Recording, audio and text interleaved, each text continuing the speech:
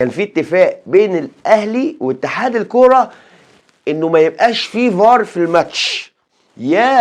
السلام عليكم ورحمه الله وبركاته. اهلا بيكم اعزائي مشاهدين قناه ايمن الشويت على يوتيوب.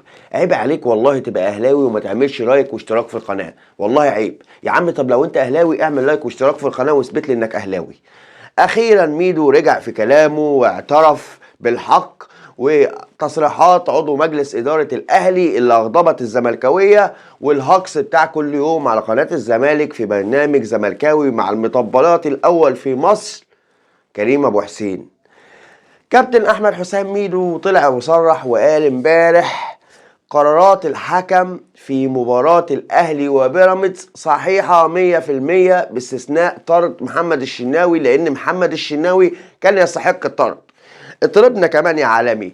وقال لك ايه بقى؟ ضربة الجزاء بتاعت كهربا كمان سليمة 100% اللي الحكم حسبها، وكمان علي جبر كان يستحق الطرد في الدقيقة 20. الحمد لله، احمدك يا رب. اطلع بقى قول البقين دول في مداخلة في برنامج زملكاوي على قناة الزمالك علشان فلقونا.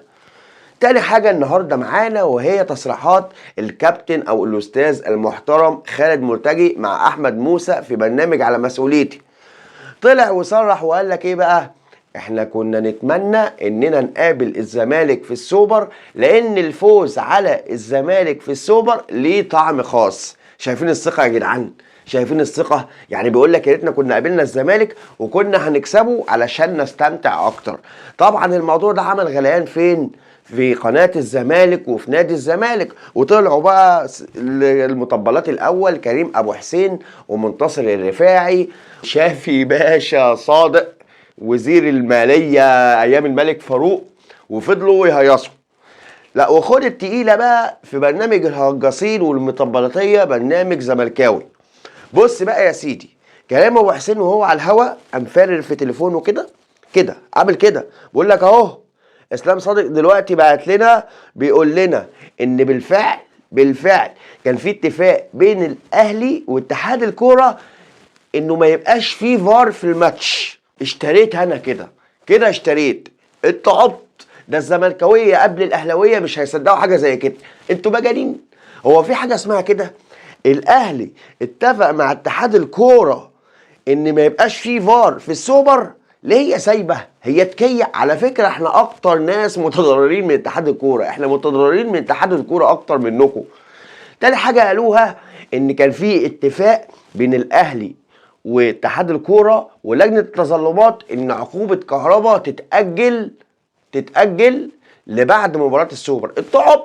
ده اذا كان الاهلي رافع قضيه اساسا ببطلان لجنه التظلمات دي، اساسا رفع قضيه ببطلان لجنه التظلمات، هيروح يتفق معاها ان هي ما تعلنش العقوبه دلوقتي وتاجلها لبعد الماتش.